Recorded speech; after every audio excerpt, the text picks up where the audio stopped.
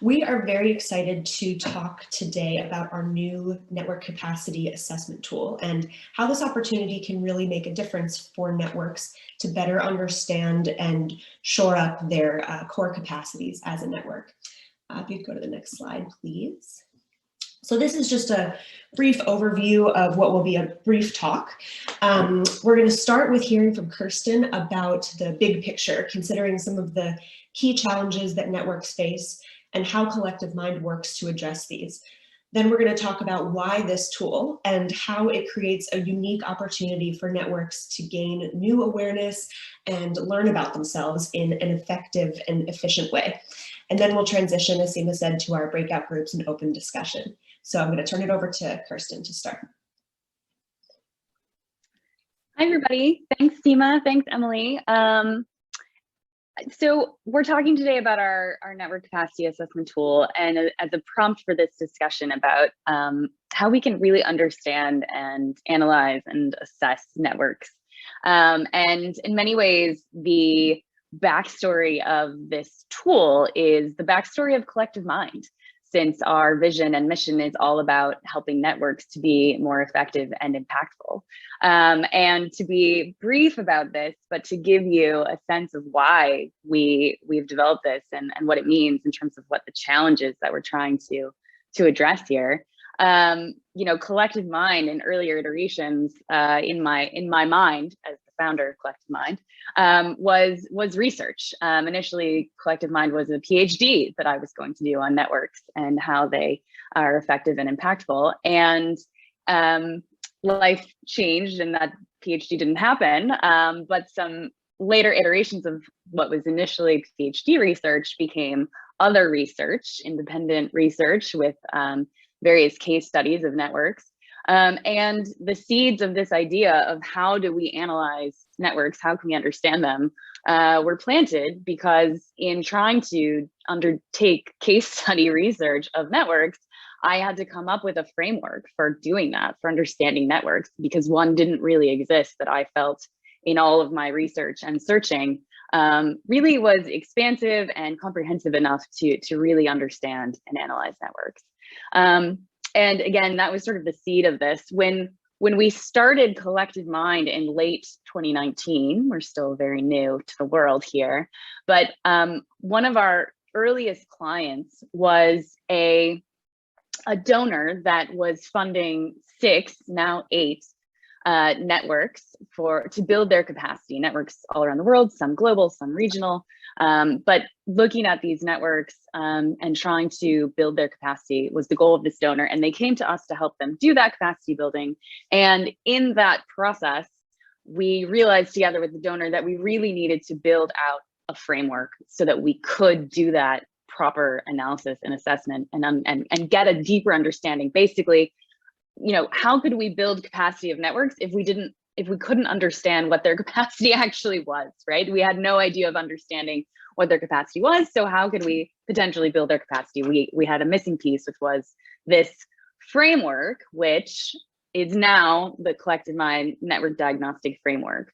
And it has these 3 pieces, and it includes the capacities and network functions and organizational functions. And if you come to one of our networks 101 sessions, we go into detail about this. But this framework was really designed to help us open up this black box. What do networks look like on the inside? How can we understand what's going on? What are the core pieces of networks that we need to be able to both see and recognize, but then analyze in terms of whether they're effective and how the configuration of those pieces are making that network effective and impactful.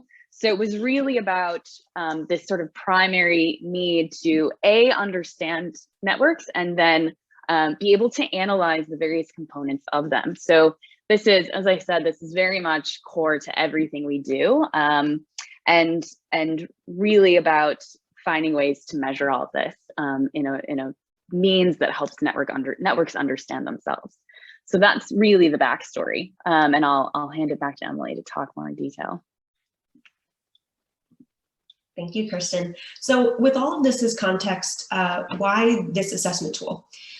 In short, we've developed sorry, we've developed the assessment as a low-lift, high-value way for networks to evaluate and understand their strengths and weaknesses based on the capacities a network needs to be effective.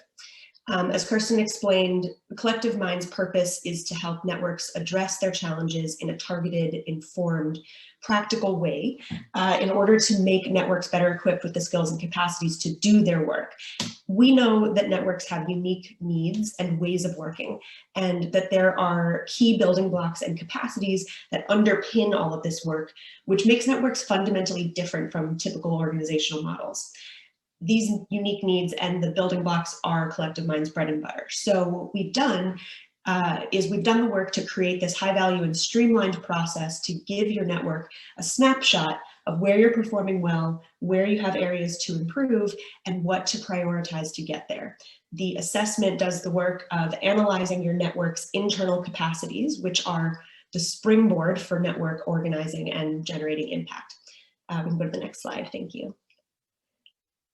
We believe that this tool is a huge, oh, actually, I was a little ahead of myself, but anyway, we believe this tool is a huge opportunity for networks with precious time and resources. Since this is a standardized tool that's grounded in our evidence-based framework, it doesn't take the cost and effort of hiring a consultant at a traditional consultant fee to design something from scratch that will hopefully come up with useful solutions.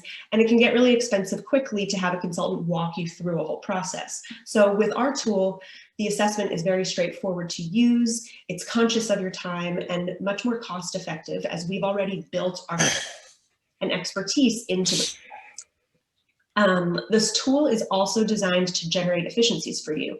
We know that networks are rightly focused on the productive activities of the network, actually doing the work and getting members to be involved, stay engaged. So again, this tool is a low lift process for networks to open up the black box and better understand your network's performance and see where and how to make changes.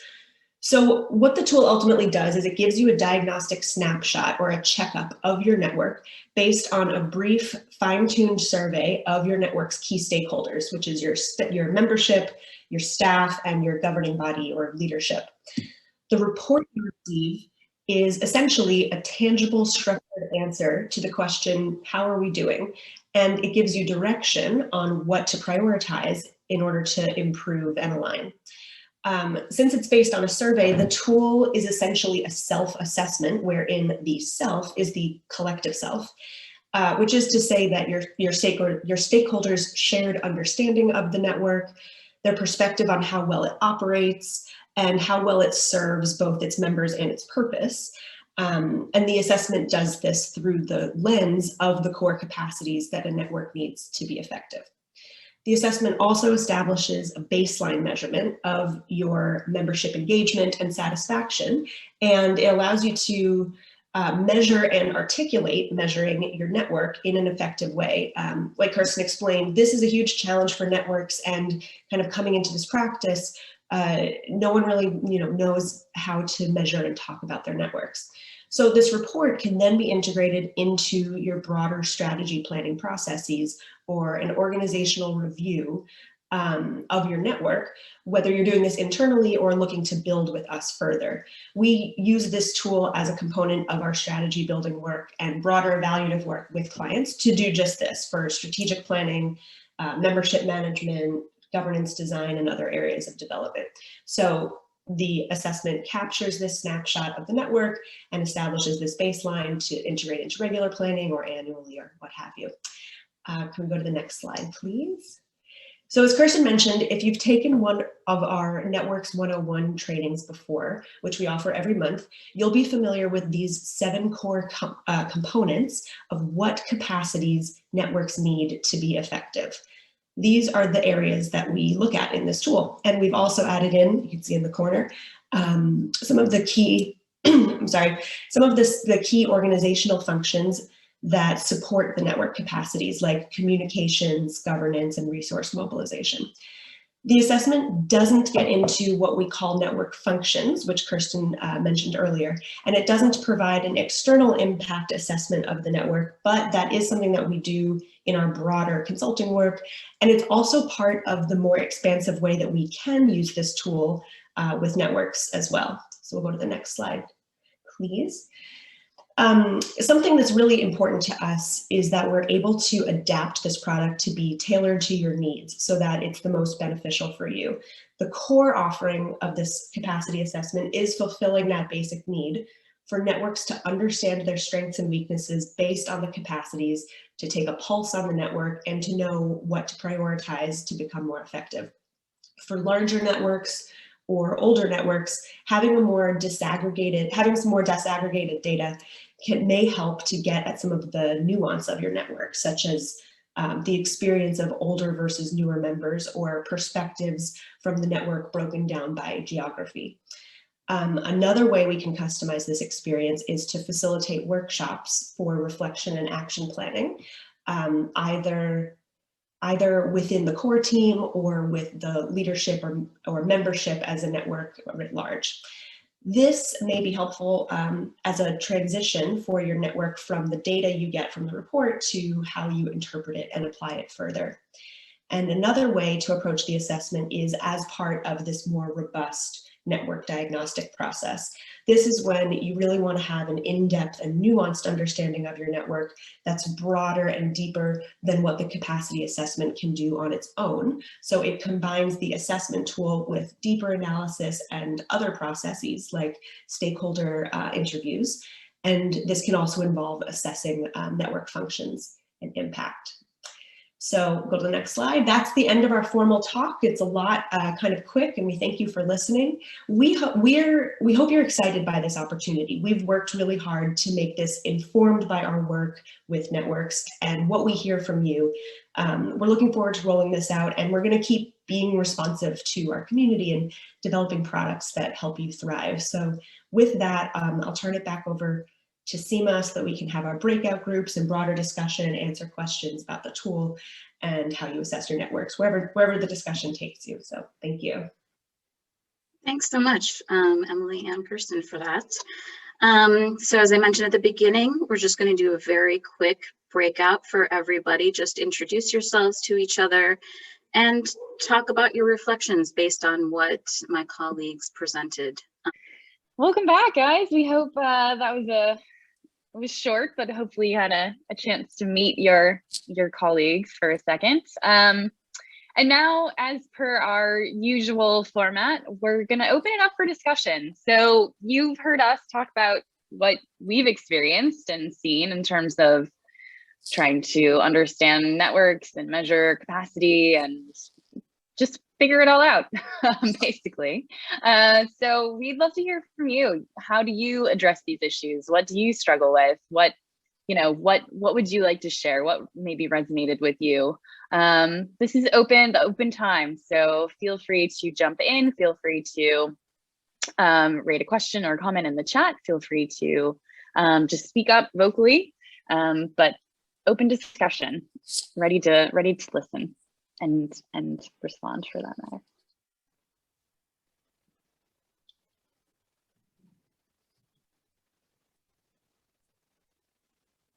I go first? Please.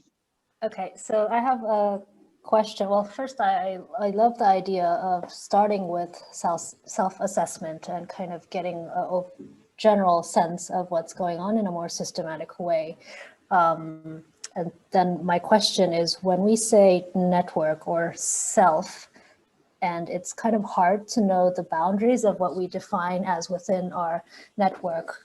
And I guess my concern is if it's a voluntary response, the people we'll hear from more of the active voices.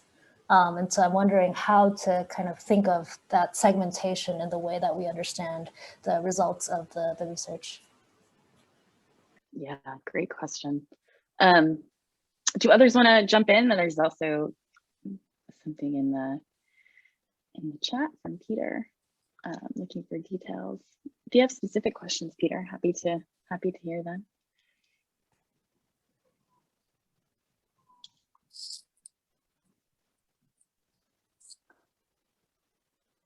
My mute button isn't working very well. We can hear you now. Okay. I understand the concept of networks. The thing I don't understand is how you're proposing to analyze it. You know, I got the big conceptual chunks, clear as a bell, but what's the mechanism that you use to establish the network, draw it out from people, measure it and evaluate it? Yeah, good question. And I think in some ways it relates a little bit to Mommy's question in terms of who you're hearing and how. So, I mean, I think, so we, of course, we have our framework for understanding networks, and the idea is to, so it's sort of trying to overlap my response to both of you. The idea is to have this tool be a self-assessment in the sense of the network assessing itself, the network being the collective, right, of all the members. And every network will define its membership differently. Every network will have its own membership model. And you know, that might be more or less fluid. So for some networks, membership is something very strict, very specific, very controlled, let's say, but something that's very clear cut. And for others, much less so, right? So in that case, really who, you know, in terms of applying this tool, for example, in that case, it's really about deciding how broadly you'd like to cast that net, and who that is that's included in casting that net, right? And I think our general view is that because we're trying to look at the network very broadly, and we do think of the network as the collective voice, that we would suggest, I think our general suggestion and recommendation would be to share it out to anyone that you think is a participant in the network in some fashion, right? So that can be, you can decide to narrow it if you so choose, but we think that, you know, for members that are participating in your network, that sort of everyone should have a chance. Now, this does get into the questions around, which I think are deeper member engagement questions around who actually responds to self-directed opportunities, right, to have a voice in the network. And this is a struggle that cross-cuts everything that networks do, I would say. But I think that, you know, the idea is to give everybody an opportunity, right? You can't force people, of course, to participate, but you give opportunities. And perhaps just to add a little detail for you, Peter, you know, I think as Emily mentioned, our core mechanism for this tool is a survey, right? It is an online survey. And then it is the backend analysis that we've developed that really does the magic, works the magic from those inputs, those responses to, okay, this is what it means, right? This is what it means for your capacities and your sort of status and standing as a network and your effectiveness at this moment. Do you use measures like self-efficacy, group efficacy? So we use measures. Emily, do you want to jump in there? Yeah, so when for us, what defines the collective self is both what is most common, the most commonly held, you know, beliefs among the network, and the strength of the consensus among the responses from the members of the network. So when Kirsten says, you know, we've kind of have baked in this back end analysis, this is work that we do hand in hand with networks as consultants. And so after, you know, a lot of different experiences using this with networks, we felt that we knew how to kind of apply that work in a way that could be just a more streamlined way to do that kind of one tier of analysis work. As we talked about in the presentation, there's also deeper levels that we can get to by working with networks, but we feel that we've imbued this tool with the way that we approach doing the analysis in the first place, which is looking at the strength of agreement among a network and the overall pulse. And if you haven't been to one of our Network 101 trainings, I strongly recommend coming to that, because that's when it really gets it. Like, this tool is quite a robust framework, or the network diagnostic framework is quite robust. And so that is what's baked into the analysis part. And it kind of answers the question in more of that setting of of what we mean by network capacities and how we think about them. You're on mute, yeah. Yeah, sorry. And I just pulled back up this slide. So when we're talking specifically about what we mean, what we're trying to analyze, you know, these are the network capacities that are part of our diagnostic framework and are the ones, sorry, there we go, that we're looking at. So this survey mechanism has questions related to each of these 7 network capacities. And looks across all of them to really get this comprehensive understanding of where your network stands. And again, this, you know, I'm interested to hear if others have other sort of struggles or challenges or approaches to this, to understanding your networks, because this is what we've landed on, right? But there are, of course, lots of different ways to potentially go about this. But this is, you know, the framework that we have with these network capacities and this overall framework, diagnostic framework. That's what we've designed and developed as really the core tool for how we understand networks.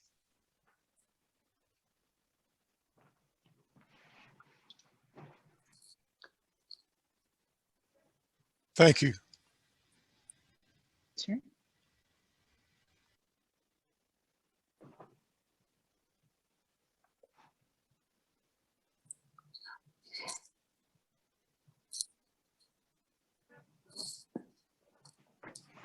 Yes, Joy.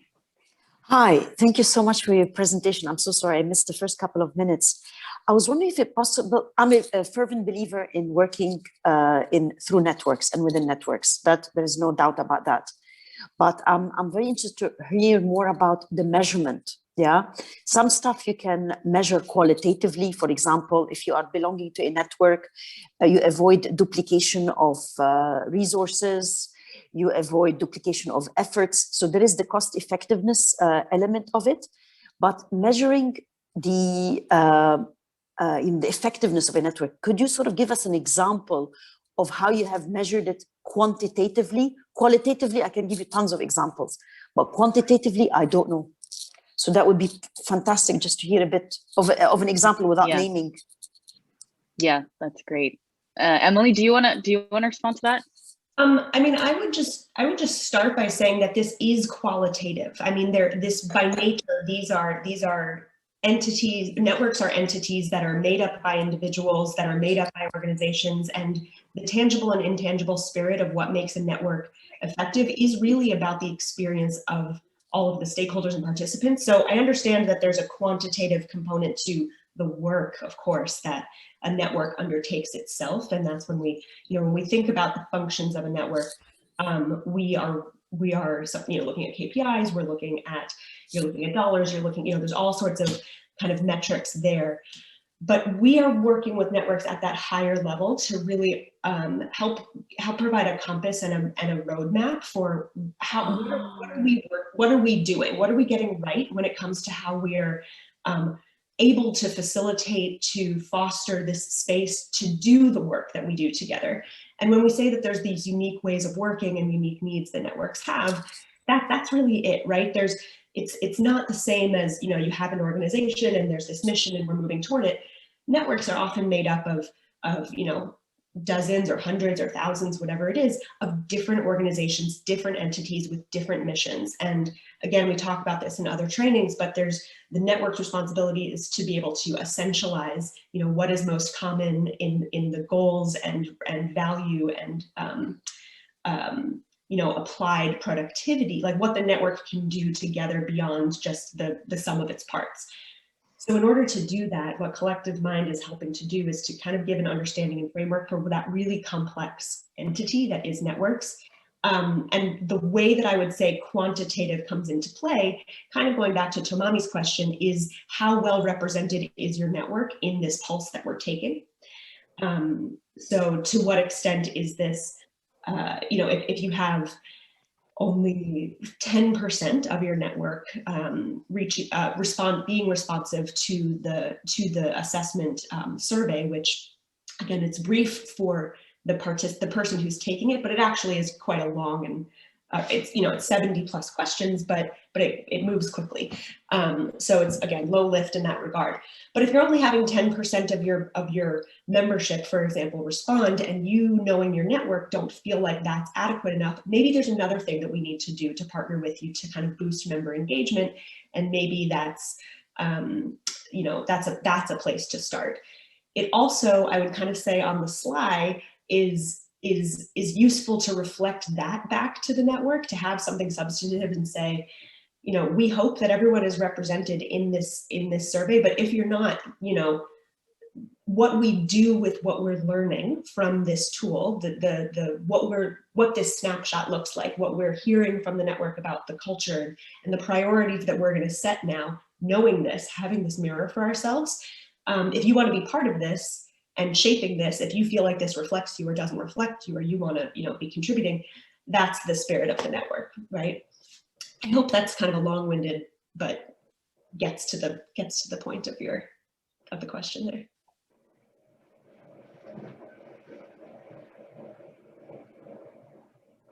There are a number of questions and points in the chat. I love these sessions because we always get really hard questions. You can really keep us on our toes. Emily, I'm not sure which of us is best placed to respond to some of these, but there's a question. The last one in this list was about validity and reliability of the assessment. I feel like that's probably to you. Maybe I'll take the first one in the chat, which is, and then there's a middle one, of course, but there are three, but this point about connecting and correlating the strength of the internal network to the impact of the network.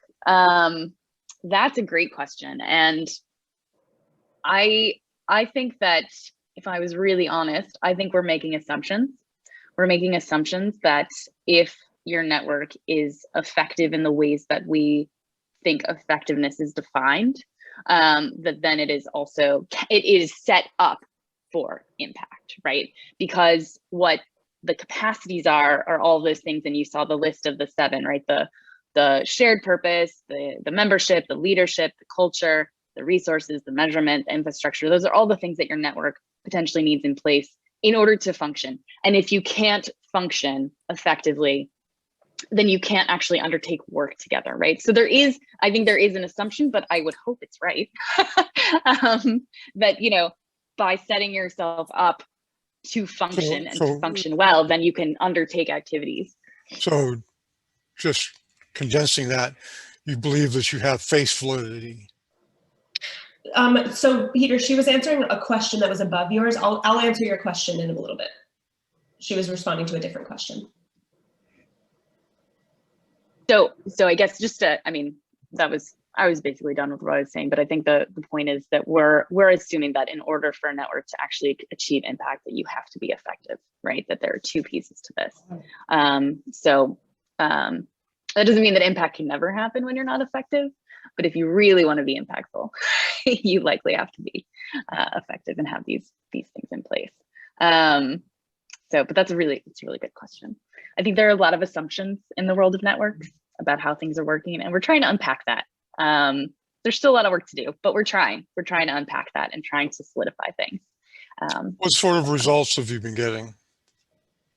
Yeah, that's great. Emily, go for it with all those questions. I'll bridge that question to kind of trailing on Kirsten's question as well, or Kirsten's response as well, which is to say, to a large extent, we're all guessing, right? Like with every organization, it's you know, traditional organizational models have a more refined and honed, you know, there's these strategies, there's these policies, there's these there's a lot of mechanisms that you can put in place through, you know, legal mechanisms, whatever, to kind of dictate that whether it's we're reporting on these deadlines, or we're meeting these you know, whatever these funder goals, or what have you. But again, the kind of special sauce of networks is that it's often voluntary, and there is bringing together all of these different organizations and missions and mandates. I'm so sorry, I don't know where my voice is going today. Very dry in here.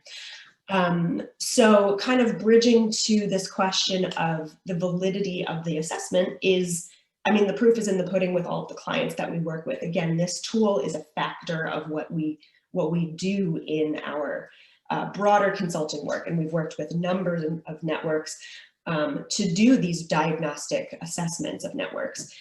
We know that now, to be fair, the ways that networks evolve and create change and implement those changes and then see an impact over time is something that, you know, that's a protracted process. And, you know, with any consultant, you don't have control over how your tool is, or how the advice or guidance or whatever you have provided is applied within any organization or network.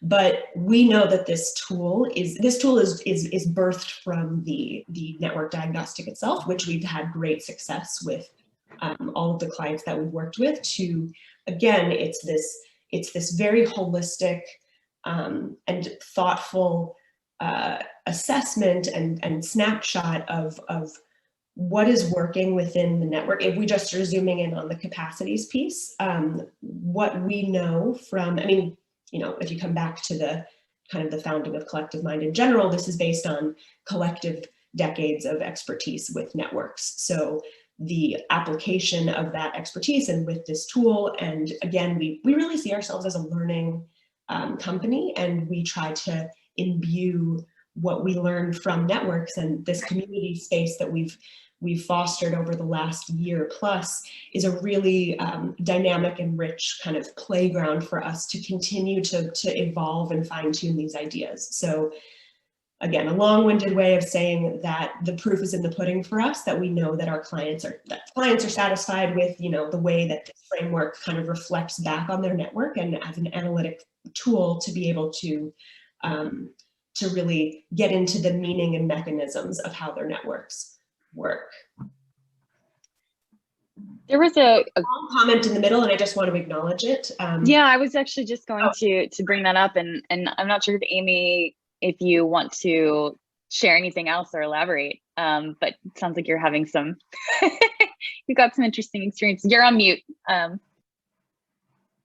Yeah, not so important. I'm in and out, and I also have to run, so I'm sorry to have been no problem. Crazy. Thanks for sharing your long message there is just, it's not a question. It was just in response to the prompt about being interested in others' experiences. So yeah, if anybody's interested in that, I'm at Common Future. We're not experts at this, but we're happy to share the stumbles and the whatever that we're doing if somebody wants to reach out to me. That's all. So sorry to be so great. in and out. No, that's great. Thank you, Amy. No problem.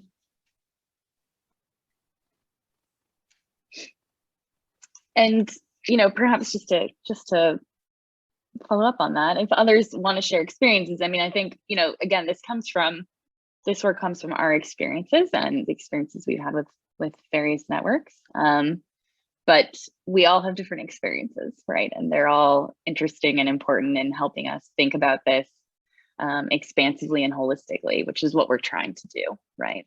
So I'm not sure if anyone else wanted to share a struggle or an experience in particular.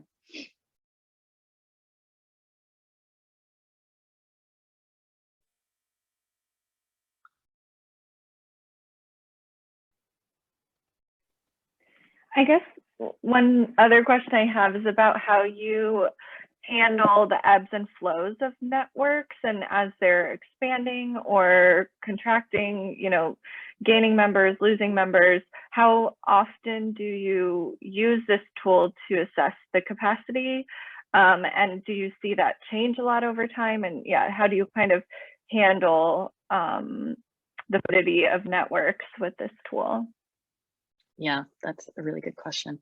So I will say that because this is so new, and we as Collective Mind are still pretty new, we haven't actually done this as a baseline and then again sort of future assessment, right? So we have not yet had that opportunity, because now the longest time ago that someone has done this was not that long ago, right? Because we haven't been alive that long. But that is one of the ideas that we have here in mind, of course, that you could set a baseline, right? And this is what we're all trying to do, is really understand, so where are we now? And that's what the assessment gives us, is that sort of snapshot, right? And within the complexity and fluidity of networks, of course, but here we are. Okay, well, where are we 6 months or 1 year from now, right? And what has changed, and what do the differing responses tell us about what has changed? And so I think that's something that we're looking forward to being able to dig into more. But I would say just generally that probably our assumption is that this would be an annual exercise. I think more than that might be a little bit of overkill also within the context of member engagement and how hard it is to get people's attention to things. But I think it depends on the network. And if there's really, fluid change or other things of that sort, then maybe you need more touch points of data.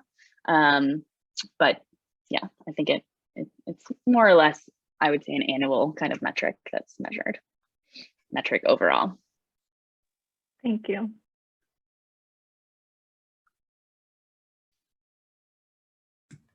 Hello, how y'all doing? My name is Shem.